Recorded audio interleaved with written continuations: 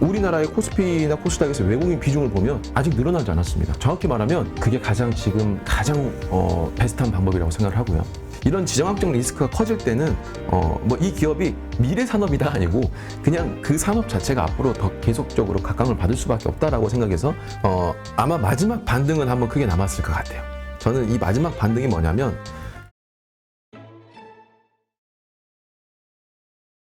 그래서 이제 요즘 조금 이제 시장이 좋아지면은 우리 개인 투자자들은 매도를 한단 말이에요. 일각에서는 그러니까 어쨌든 많이 하락해 있는 상황에서의 네네. 일시적 어떤 반등들 여기에서 너무 쉽게 저가에 던지는 거 아니냐라는 의견도 있고. 네.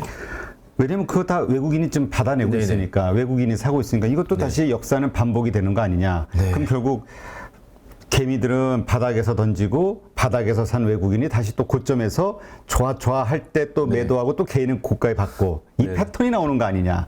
네. 이런 고민을 하시는 분들도 있단 말이에요. 네. 어떻게 생각하세요? 전 당연하다고 보고 있고요.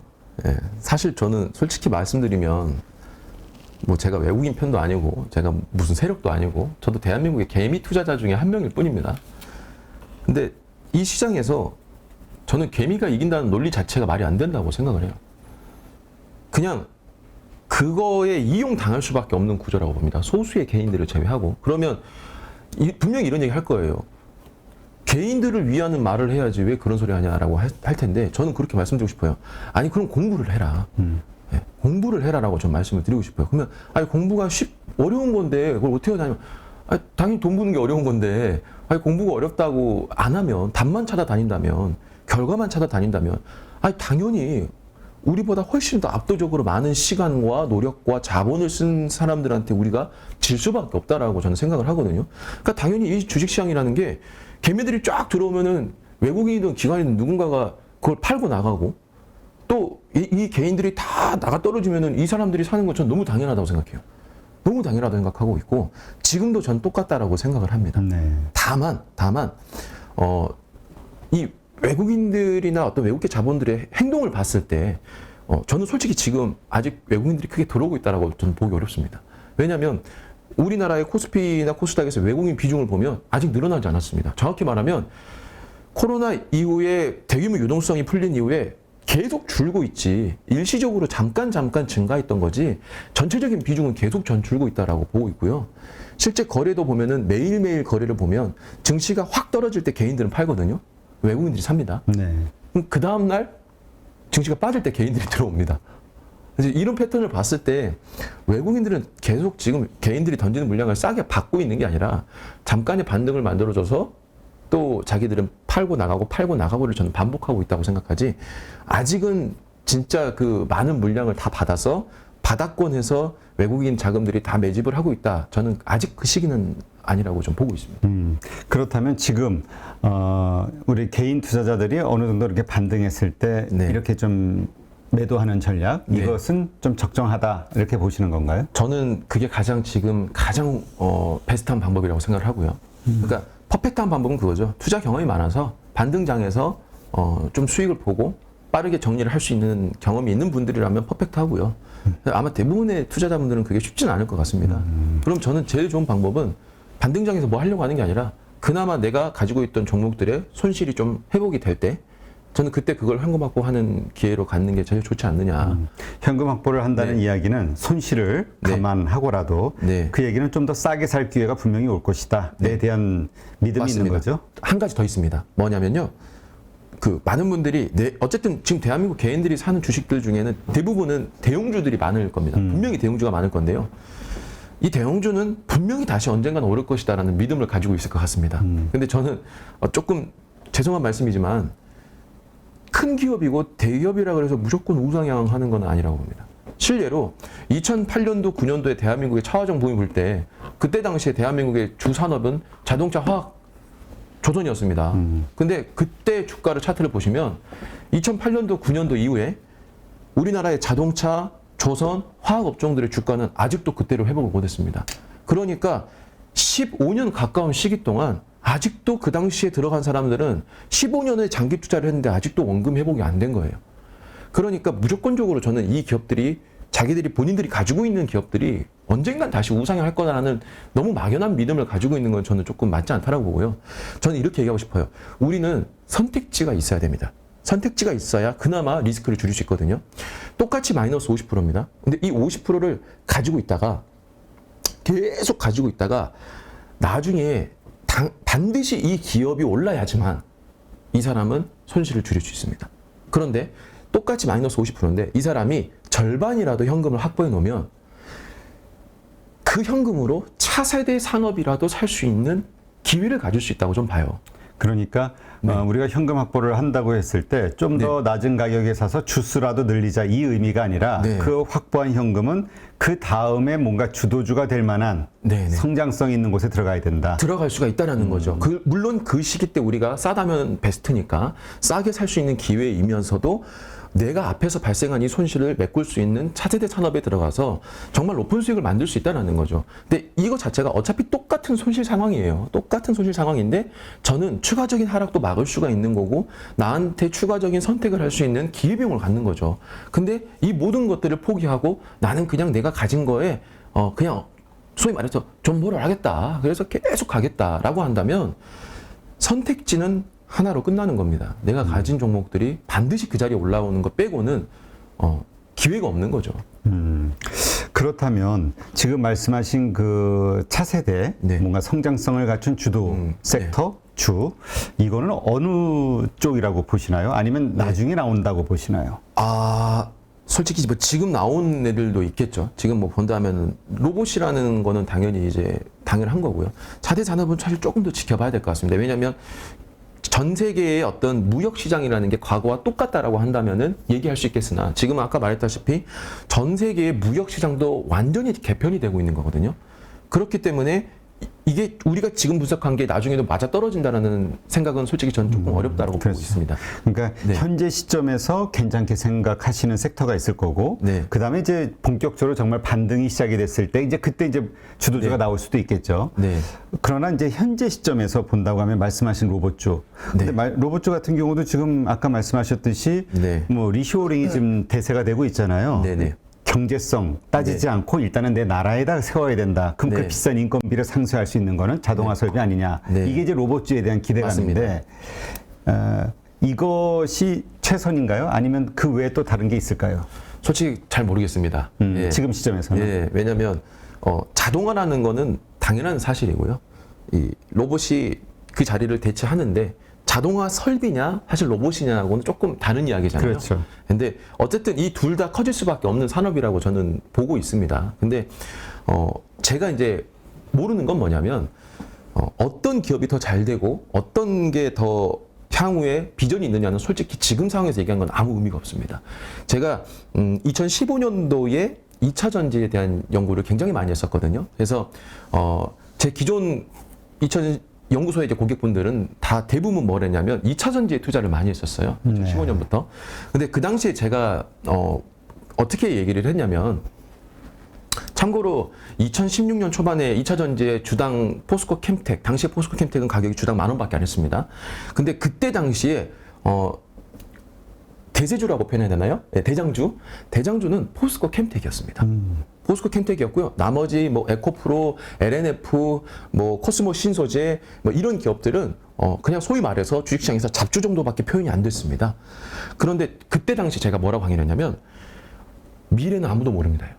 미래는 아무도 모르기 때문에 어떤 기업을 더 살려고 하지 말고 다 같이 균등하게 섹터를 다 살아라고 했어요. 왜냐하면 우리가 보통 신산업을 얘기하면 침투율이라는 걸 얘기합니다. 그렇죠. 침투율이 5% 미만일 때는 사실 기업들이 우리가 더 좋습니다라고 비전을 제시하는 거지 그게 결과로 확인할 수 있는 건 없거든요. 그러니까 우리는 그 비전밖에 보고 들어갈 수밖에 없는데 아니 어떤 기업이라고 우리는 비전이 없습니다라고 얘기를 하겠냐 이거예요. 그러니까 침투율이 5% 미만일 때는요. 그냥 그 관련된 모든 기업들이 대부분 다 오릅니다. 그리고 이 침투율이 5%가 넘어서 10%가 넘으면 그때 조금 더 이 기업에서 이제 알고 봤더니 이 기업이 좀 더 잘 나가더라 하는 순서가 뒤바뀌는 현상이 나타나고 그 다음에 침투율이 20%가 넘으면 이제 확실하게 시장에서 선별돼서 도태될 기업들은 도태되고 소수의 기업들이 독점하는 체제로 저는 간다라고 보거든요. 그래서 당시에도 2차 전지는 저는 아무것도 모릅니다. 그냥 앞으로 2차 전지가 반드시 대세가 될 수밖에 없는데 뭐가 대장일지 몰라요. 지금 대장은 포스코 캠텍이지만 그냥 다 사두세요. 그래서 제가 당시에 LG화학, 포스코 캠텍, 에코프로, LNF를 샀고 서브로 코스모 신소재를 당시에 제가 말을 했었습니다. 그래서 5개를 총 얘기했는데요. 시간이 지나가 보니까 포스코 캠텍보다 에코프로와 에코프로 BM하고 LNF가 압도적으로 더 많이 오르게 되는 거예요. 근데 최근 흐름 보면 다시 포스코 캠텍이 케미칼? 포스코 케미칼. 예. 지금이라고 그래가지고. 제가 예전에 포스코 캠텍을 너무 많이 기억해가지고 포스코 케미칼이 지금 엄청나게 다시 그렇습니다. 대장주로 튀어오르고 있습니다. 그러니까 이렇게 이 시장이 만약 다시 반등이 났을 때 말씀하신 대로 우리가 참 그걸 예측해서 미리 선투자한다는 건 참 어렵잖아요. 네네. 그러니까 지켜보고 있다가 네. 그러니까 시장이 선택하는 거지 내가 선택하는 게 그렇죠. 아니잖아요. 네. 그렇다면 시장이 선택한 주도주 그게 이제 네. 결국은 네. 차세대 대장주가 될 것이다. 이렇게 네. 봐야 된다. 그렇죠. 그래서 뭐 로봇주라고 해서 뭐 이게 앞으로 시장이 어떻게 될 것 같고 어디가 더 유망할 것 같습니다를 지금 얘기하는 거는 사실 아무 의미가 없고요. 그냥 저는 로봇주라고 생각된다면 그냥 그나마 시장에서 많은 이들이 이름을 알고 있는 그나마 조금 괜찮습니다라고 할 수 있는 곳이면 그냥 저는 그냥 투자하면 된다고 봐요. 균등해서. 균등으로. 다만 최근에는 이제 신규 IPO 상장을 막 하면서 가격이 과도하게 오른 부분이 있기 때문에 지금에 관련된 로봇주들이 한번 좀 크게 내려왔을 때 그때 그냥 천천히 담아간다라고 하면은 저는 괜찮다라고 보는 거고요. 그게 나중에 시간이 갔을 때 그때 시장을 보고 판단을 하자. 우리가 추가적으로 어디가 더 괜찮을지 볼 것은. 그리고 나머지 산업의 기존 산업들이 향후에도 무조건 좋게 될 것이다라고는 솔직히 모르겠다. 그렇다면 우리가 이제 요게 앞으로 제2의 2차 전지 네. 그런 어떤 주도 sek터 주식이 네. 될 것이다라고 보려면 네. 그 이제 시그널들이 있지 않습니까? 네네네. 어떤 것을 보면서 이쪽 섹터야, 네. 이 주식들이 앞으로 대장주야라고 볼 수 있을까요? 산업에서 섹터에서 말씀을 이제 하시는 거죠. 그렇죠. 솔직히 아직 모르겠습니다. 아니 그러니까 네.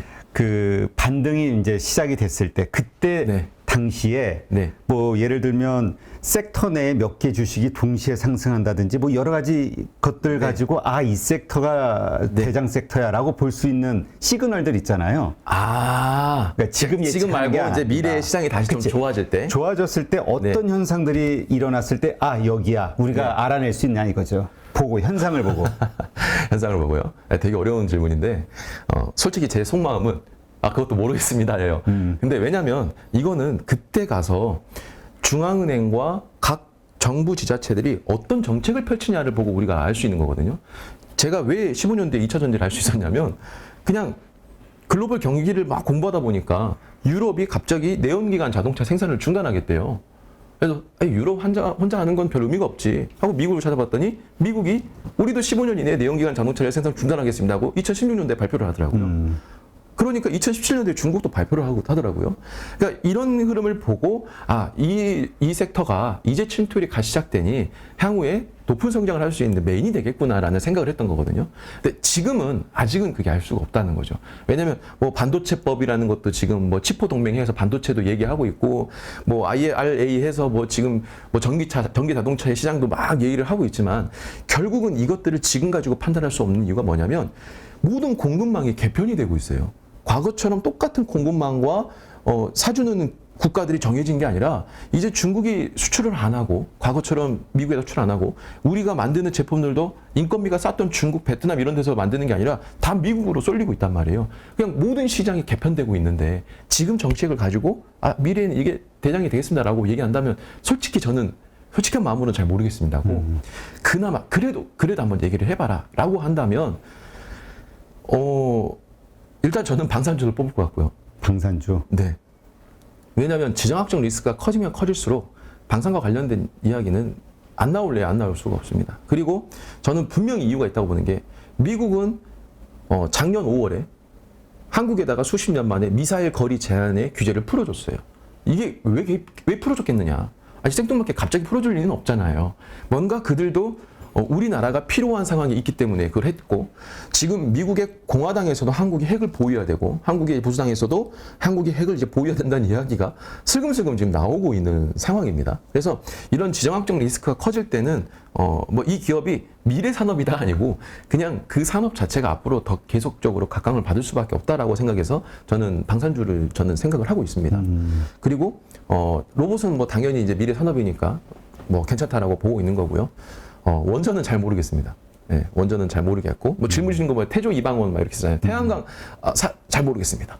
네, 태양광 산업 뭐 그 신재생산 에너지 사업이라고 하는데 그거 결국은 미국에서 공화당 정권이 잡으면 그렇죠. 다시금 언제든 바뀔 수 있는 거기 때문에 지금 많은 그 네. 중국 전문가들이 걱정하는 것 중에 하나가 우리가 지금 바이든 대통령에게 너무 지금 쫓아가고 있는데 만에 하나 공화당이 의회를 장악하고 만에 하나 2년 후에 트럼프가 됐을 때 우리는 낙동강 오리알 되는 거 아니냐. 네네네. 예, 이런 걱정들을 많이 하더라고요. 네네. 그러니까 이제 우리 국익을 좀 따져야 된다 이런 얘기를 하는데, 근데 저는 이제 사실 어떤 그 섹터 그 질문의 의도는 좀 약간 달랐지만 말씀을 하셨으니까 방산주. 근데 방산주에 대해서 이런 의문을 갖는 분도 있어요. 뭐냐면 이번에 원전주를 보더라도 우리 동맹했잖아요. 원전 협력하기로 하고 같이 원전 동맹하고 했지만 결국에는 이 막상 돈이 딱 이렇게 부딪혔을 때에는 미국의 어떤 국익에 따라서 이게 뒤집어지는 거니까 아직은 어떻게 될지 모르나 현재까지는. 맞습니다. 무기도 마찬가지 아니겠냐. 지금은 미국이 지금 정신이 없어서 놔두는데 한국이 또 미국은 군수산업 국가잖아요. 이 미국이 팔아야 될 무기를 한국이 야금야금 시장 장악하는 걸 두고만 보겠느냐. 어느 날 갑자기 딱 해버리면 역시 또 낙동강 오리알 되는 거 아니냐. 관점이 차이라고 봅니다. 결국은 우리가 질문의 요지는 앞으로 차세대 산업이 어디가 좋고 어디 종목이 섹터가 좋을 것 같습니까 물어보는, 결국은 어디가 오를 것 같습니다를 물어보는 거잖아요. 그렇죠. 그러면 우리가 지금 원전도 생각을 해보면 원전이라는 투자 섹터가 지금 정치적과 어떤 국가의 각자의 이념에 따라서 되냐 안 되냐가 나왔지만 차트를 보면 원전주가 안 올랐냐 이거죠. 많이 올랐다 이미. 엄청나게 많이 올랐다가 그냥 내려올 뿐입니다. 그러니까 우리가 결국은 이 시장이라는 섹터를 찾을 때는 저는 이렇게 생각해요. 분명히 기업의 실적, 미래 가치 좋다 이겁니다. 근데 주식시장에서 이것만 가지고 과연 상승을 논할 수 있냐 이거예요. 그렇게 따지면 품절주는 도대체 왜 있는 것이며, 양지사, 뭐 신라섬유 이런 기업들은 도대체 주가가 어떻게 오르는 것이며, 아니 메타버스는 실적이 단 한 개도 없고 실체도 없는데 주가는 어떻게 그렇게 올랐을 것이며. 그러니까 저는 이 시장이라는 게 결국 많은 투자자들의 관심이 어디로 가느냐가 전 중요하다고 봅니다. 그러면 그런 관점으로 봤을 때 한국의 방산이 뭐 미국이 가만히 둘 리도 없고, 혹은 또 반대로 생각해 본다면 미국이 지금 자기에서 떨어져 나가는 국가들을 빼고 다른 자기들의 라인을 형성하려면 분명히 뭔가도 또 콩고물을 던져줘야 되지 않겠느냐.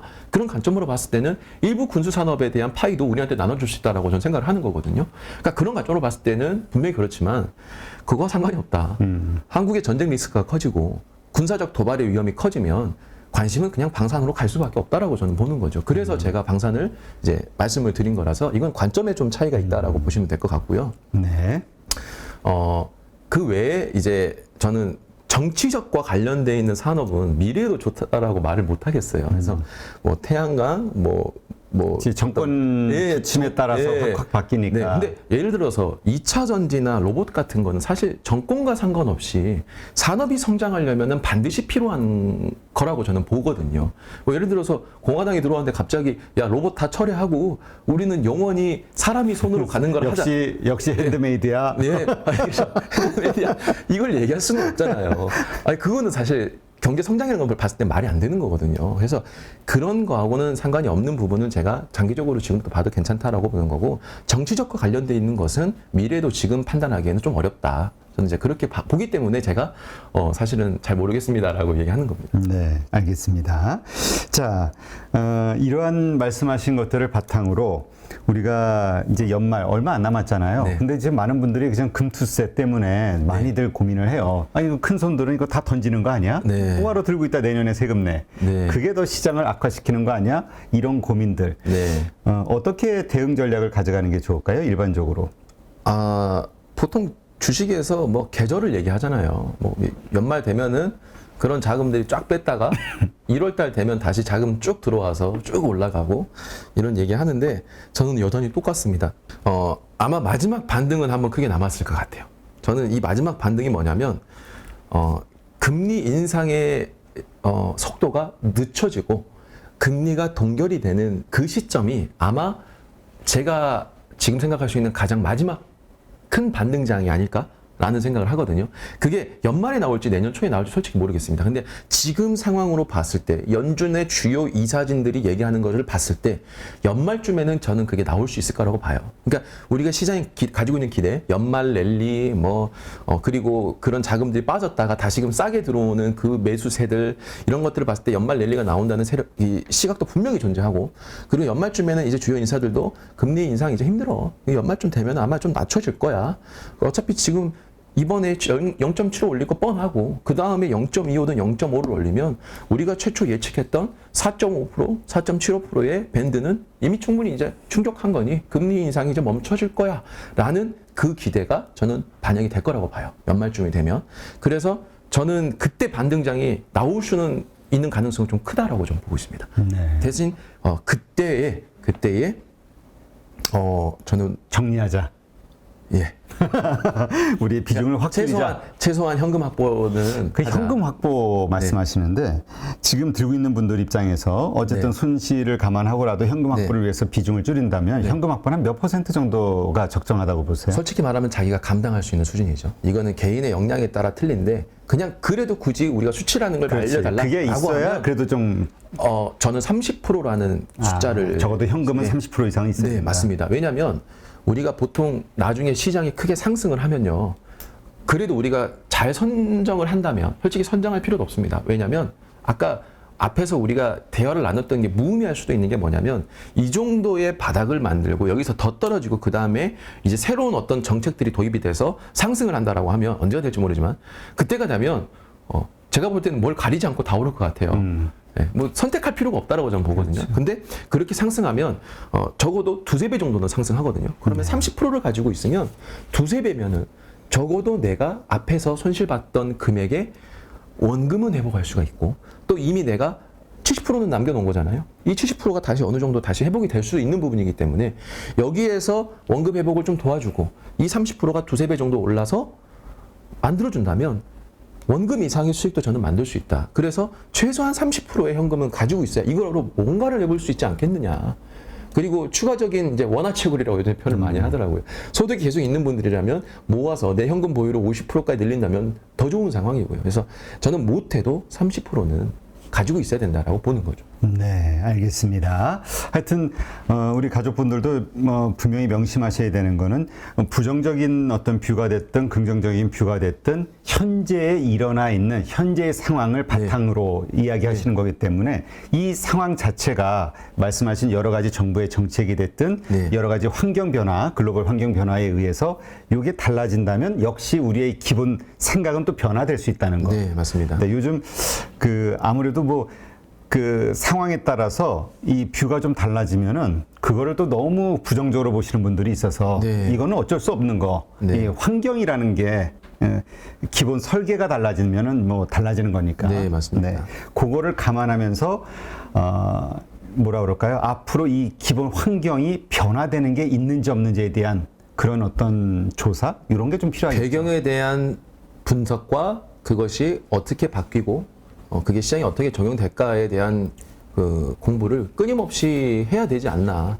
예, 전문가뿐만 아니라 뭐 일반 투자자분들도 저는 이게 반드시 필요하다라고 봐요. 네, 알겠습니다. 하여튼 오늘 부자TV 운영을 하시는 우리 최현욱 전문가님, 최코치님, 네, 오늘 좋은 인사이트 고맙습니다. 감사합니다. 누구나 1시간 안에 200개 종목에서 좋은 종목을 고를 수 있는 그런 능력을 배양할 수 있도록 제가 도와드리려고 그렇게 하고 있습니다.